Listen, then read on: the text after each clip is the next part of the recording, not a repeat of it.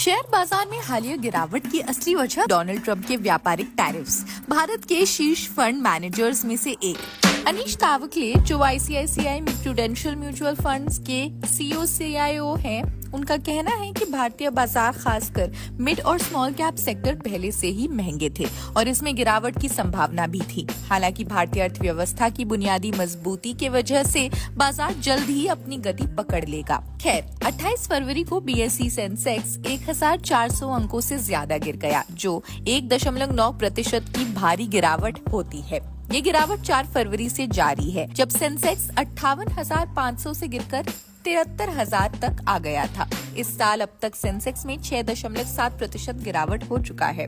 अनीश तावकले का कहना है कि ट्रंप के टैरिफ इस गिरावट की मुख्य वजह नहीं है, असली कारण घरेलू है। भारतीय अर्थव्यवस्था पिछले 6 महीनों में सुस्त पड़ी हुई है। साथ ही बाजार में स्टॉक्स की कीमतें जरूरत से ज्यादा ऊंची थी और एक करेक्शन की भी जरूरत है। तावकले कहते हैं, अगर आप चीन को देखें तो उसने 35 से 40 साल तक की 10% की दर से विकास किया है, चाहे उस पर टैरिफ लगाए गए हों या हटाए गए हों। कारण ये था कि उसने अपने घरेलू अर्थव्यवस्था, हाउसिंग और शहरीकरण को सही दिशा दी। जब तक चालू खाता घाटा संतुलित है और क्रूड ऑयल की कीमतें $200 प्रति बैरल तक नहीं जाती, भारतीय अर्थव्यवस्था मजबूत बनी रहेगी।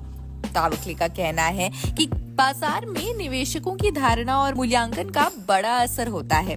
मिड और स्मॉल कैप सेक्टर्स पहले से ही महंगे थे और अब जब करेक्शन हुआ है तो कई लोग इसे हाल की घटनाओं से जोड़ रहे हैं, जो सही नहीं है। अगर आप देखें तो सिर्फ विदेशी निवेशक ही नहीं बल्कि MNC प्रमोटर्स ने भी अपने निवेश निकाले हैं। इसका कारण टैरिफ नहीं बल्कि भारतीय बाजार में ज्यादा वैल्यूएशन था, जिससे उन्होंने अपना मुनाफा निकालने का सही समय देखा।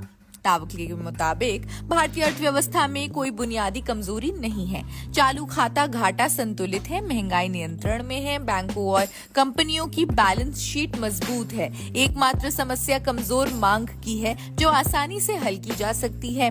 वो आगे कहते हैं, हमने इस साल के बजट में कुछ वित्तीय समर्थन यानी फिस्कल सपोर्ट देखा है और अगर हमें मौद्रिक नीति यानी मॉनेटरी पॉलिसीज से भी समर्थन मिलता है तो अर्थव्यवस्था जल्द ही रफ्तार पकड़ लेगी।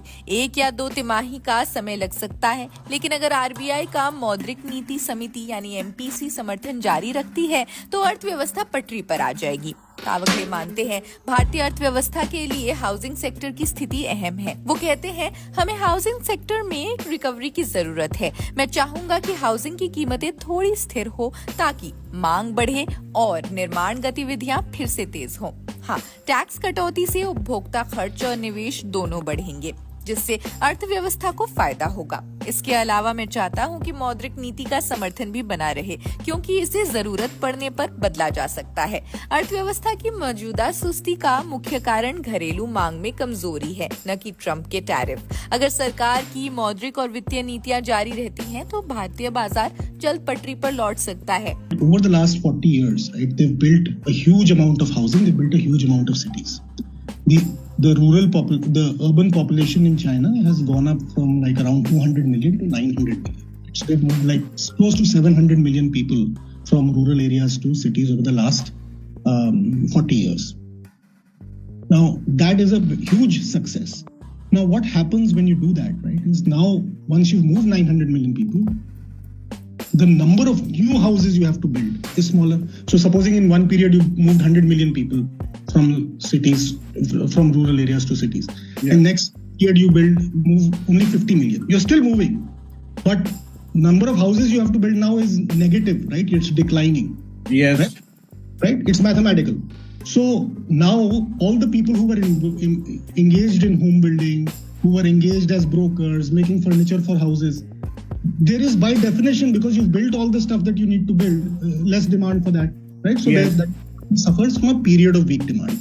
So what needs to happen, right, is all these people get fired, they lose their jobs, but they will find other jobs. They will become, like when we say China will move from an investment economy to a consumption economy, what we are actually saying in practice is these people, the Chinese, will take more holidays. Some of these people they will go out, enjoy life more.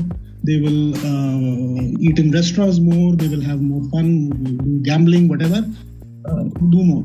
So to say that Chinese economy is in such serious trouble that it will never recover was anyway false. No, I don't go on that premise. I go on the premise that the world was not wanting to favor China because of its military and foreign policies. So there was a kind of a shun towards China because of the Taiwan business that was going on. So people have now realized that they can't do that. And Let me again look at capital flows. The world may not like China, but world needs their money. Right. Yes. So it's not as if, in fact, it is not that the US wants to say no to China. The Chinese have also realized that, look, why should we use all our reserve savings as a country to buy US government bonds, which yield so little?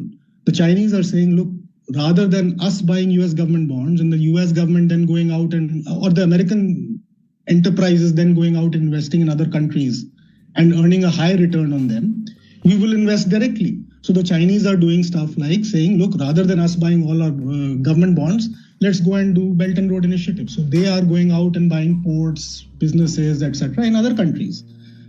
You always have to remember, the country that is supplying capital is not in a weak position, right? So this notion that all the power rests in the hands of countries that are recipients of capital is a flawed notion. China is the supplier of capital.